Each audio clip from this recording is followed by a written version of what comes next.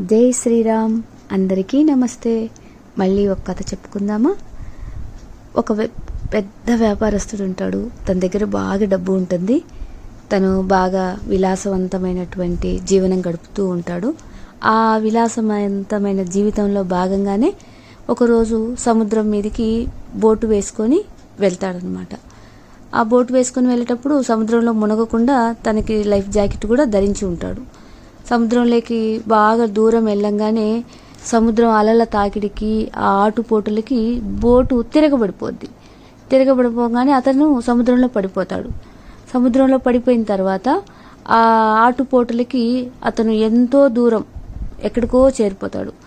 అతను ఒక ఒడ్డుకు చేరుకోగానే తను అక్కడ చూస్తే మనుషులు ఎవ్వరు అక్కడ ఉండకపోయేసరికి తను చాలా బాధపడతాడు, భయపడతాడు.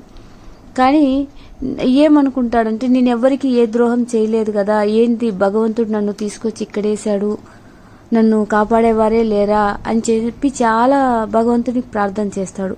కానీ అక్కడ మానవ మాతృలు ఎవ్వరు ఉండరు. ఒక దీవికి వెళ్ళిపోతాడనమాట. దీవి కొట్టుకొని పోతాడు.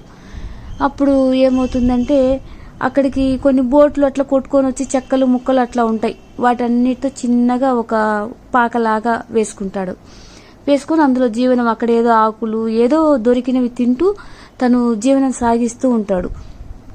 కానీ అంత కష్టంలో కూడా అతను భగవంతుని మీద కోపం రాదు అతనికి. కానీ ఒక నమ్మకం ఉంటుంది, నన్ను భగవంతుడు ఏదో ఒక రకంగా కాపాడుతాడు అనే ఒక విశ్వాసం పెట్టుకొని తన జీవనం సాగిస్తూ ఉంటాడు. ఆ బోటు వల్ల ఏదో చిన్న చిన్న చెక్క ముక్కలు వచ్చినప్పుడు ఒక చిన్న గుడిసెలాగా వేసుకుని ఉంటాడు కదా. ఇట్లా ఏదో ఒకటి తింటూ బతుకుతూ ఉంటాడు. కానీ భగవంతుని ప్రార్థన మాత్రం ఎట్టి పరిస్థితులలో వదలడు. ఏదో ఒక రకంగా నన్ను సేవ్ చేయండి అని ప్రార్థన చేస్తూనే ఉంటాడు. కొన్నాళ్ళకి తనకి ఆశ కోల్పోతాడు. చాలా కాలం గడిచిపోతుంది. ఇంకా అసలు నేను మళ్ళీ మామూలు ప్రపంచంలోకి వెళ్ళలేనా అని చెప్పేసి తన నమ్మకం సన్నగిల్లిపోతుంది. తను బాగా బాధపడుతూ ఉంటాడు.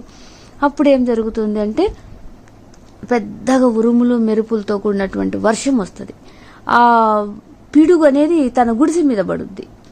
ఆ పిడుగు ఎప్పుడైతే పడంగానే ఆ గుడిసె కాలిపోయి ఆ పొగ మంట అట్లా పైకి వెళ్ళిపోతూ ఉంటుంది. అటుగా వెళ్తున్న ఒక బోటు మీద వెళ్తున్న వాళ్ళకి పొగ మంట కనపడుతుంది. ఓహో, అక్కడెవరో ఉన్నట్లున్నారు, అక్కడ మనుషులు ఎవరు ఉండరు, ఎవరో ఏదో ఇబ్బందుల్లో ఉన్నారని చెప్పేసి ఆ బోటు ఇతను ఉన్న వైపుకి వాళ్ళు వస్తూ ఉంటారనమాట. దూరంగా ఉండి అతను తన వేరే వచ్చే పడవను చూసి ఎంతో ఆనందపడతాడు. ఆ పడవ వాళ్ళు వచ్చి తనని తన పడవలో ఎక్కించుకొని తీసుకెళ్తారనమాట. తీసుకెళ్ళినప్పుడు అప్పుడు అనుకుంటాడు, భగవంతుడు నేను ప్రార్థించిన ప్రార్థనలకి పిడుగు రూపంలో వచ్చి నేను కట్టుకున్నటువంటి గుడిసెను కాల్చి అవతల వాళ్ళకి మెసేజ్ ఇచ్చాడు, నేను ఇక్కడ ఉన్నాను అని తెలియచేశాడు అని చెప్పేసి తను ఎంతో ఆనందపడతాడు. సుఖ దుఃఖాలైనా, దుఃఖంలోనైనా సుఖంలోనైనా తనను నమ్మిన వారిని దేవుడు ఎల్లప్పుడూ అనుగ్రహిస్తూనే ఉంటాడు. మనమే సహనం కోల్పోకుండా మనిషి ఎప్పుడు భగవంతుణ్ణి నమ్ముకొని ఉండాలి. సహనం కోల్పోయినప్పుడు భగవంతుణ్ణి ఎప్పుడు కూడా నిందించకూడదు. అప్పుడే భగవంతుడు ఎప్పుడు మన మీద తన కృపను చూపిస్తూ ఉంటాడు. Thank you Sairam.